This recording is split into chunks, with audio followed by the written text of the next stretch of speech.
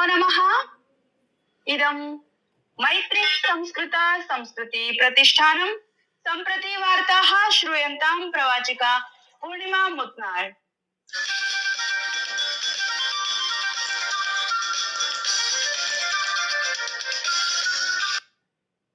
पश्चिमबंग प्रदेशे भाजपेति दलस्य वरिष्ठः नेता शुवेन्दु अधिकारी ह्यः पश्चिम बंगाल प्रदेशे भाजपा विधायक दलस्य नेतृत्वेन निर्वाचितः, येन तस्य राज्यस्य प्रथमः भाजपा मुख्यमन्त्री भवितुं मार्गः प्रशस्तः अभवत्। विधायक दलस्य सभायाम् अधिकारिणः नाम प्रस्तावितम् आसीत्, तथा च केन्द्रीय गृहमन्त्रिणा अमित शाहेन नवनिर्वाचितानां भाजपा विधायकानां दलस्य वरिष्ठ नेतॄणां च उपस्थितौ औपचारिकरूपेण घोषितम्। नव भाजपा सर्वकारस्य शपथग्रहण समारोहः अद्य कोलकाता नगरस्य ब्रिगेड परेड ग्राउंड इत्यत्र भविष्यति। प्रधानमन्त्री नरेन्द्र मोदी मे मासस्य 11 दिनाङ्के गुजरात राज्यस्थितस्य सोमनाथ मन्दिरस्य दर्शनं करिष्यति। 1950-तमे वर्षे भारतस्य प्रथम राष्ट्रपतिना राजेन्द्र प्रसादेन नवीकृतस्य मन्दिरस्य उद्घाटनं कृतम् आसीत्। तस्याः ऐतिहासिकघटनायाः 75-वर्षपूर्तेः स्मरणार्थम् एषा यात्रा आयोज्यते। ह्यः प्रधानमन्त्रिणा स्वस्य राष्ट्रिय दैनिके लेखे एषा सूचना प्रदत्ता। DRDO तथा भारतीय वायुसेना इत्येताभ्यां परह्यः ओडिशा तटस्य समीपे टैक्टिकल एडवांस्ड रेंज इति शस्त्रस्य प्रथमं सफलम् उड्डयन परीक्षणं सम्प्रापितम्। रक्षामन्त्री राजनाथ सिंहः अस्य सफल उड्डयन परीक्षणस्य कृते DRDO, भारतीय वायुसेना, DCPP तथा सम्बद्ध उद्योगान् अभिनन्दितवान्।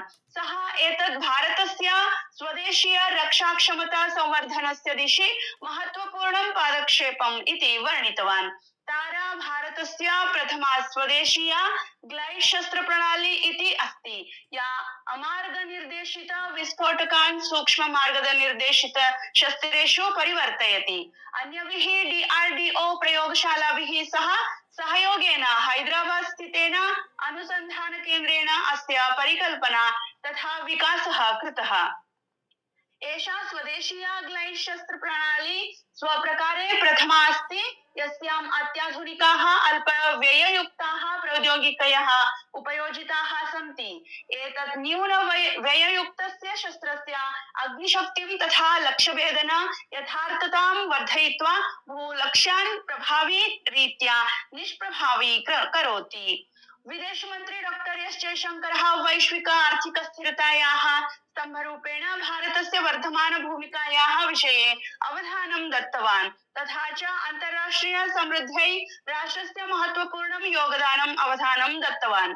सूरीनाम देशे सूरीनामी समाजस्य विभिन्नानां वर्गाणां प्रतिनिधिवर्गाणां सम्बोधन अवधौ मन्त्रिणा इदम् उक्तम्।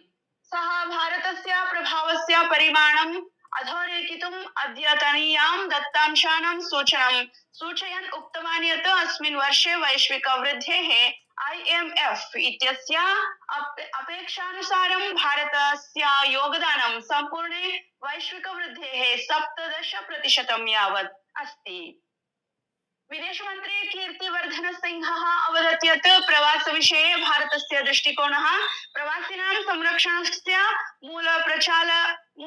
मूलप्रचालन सिद्धान्तैः प्रवासस्य जीवनचक्रस्य सर्वसमावेशक शासनेन सुदृढ अंतर्राष्ट्रीय सहयोगेन च मार्गदर्शितः अस्ति। अमेरिका देशस्य राष्ट्रपतिः डोनाल्ड ट्रम्पः उक्तवान् यत् ईरान देशः कदापि परमाणुशस्त्राणि न प्राप्नुयात् इति सुनिश्चितं कर्तुम् अमेरिका देशः तथा यूरोपीय संघः संयुक्तरूपेण कार्यं कुर्वन्तौ स्तः। सामाजिक माध्यमे प्रकाशिते सन्देशे ट्रम्पः अवदत् यत् यूरोपीय आयोगस्य अध्यक्षा उर्सुला वान् डेर् लेयेन् इत्यनया सह तस्य उत्तमः संवादः अभवत्, तथा च पश्चिम एशियायाः स्थितेः विषये चर्चा अपि कृता।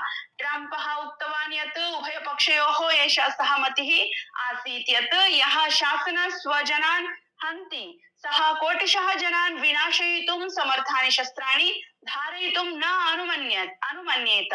यूरोपीय आयोगस्य अध्यक्षा उर्सुला वान् डेर् लेयनः अपि स्वस्य सामाजिकमाध्यमसन्देशे अस्य वार्तालापस्य पुष्टिं कृतवती। सा पुनः उक्तवती यत् इरान् देशस्य समीपे कदापि परमाणु शस्त्राणि न भवेयुः। तया अपि उक्तं यत् अर्वाचीना घटनाः क्षेत्रीय स्थिरतायाः तथा वैश्विक सुरक्षायाः समक्षं विद्यमानान् संकटान् प्रकाशयन्ति इति वार्ताः। धन्यवादाः। ಶರಣು ಶರಣಾರ್ಥಿಗಳು.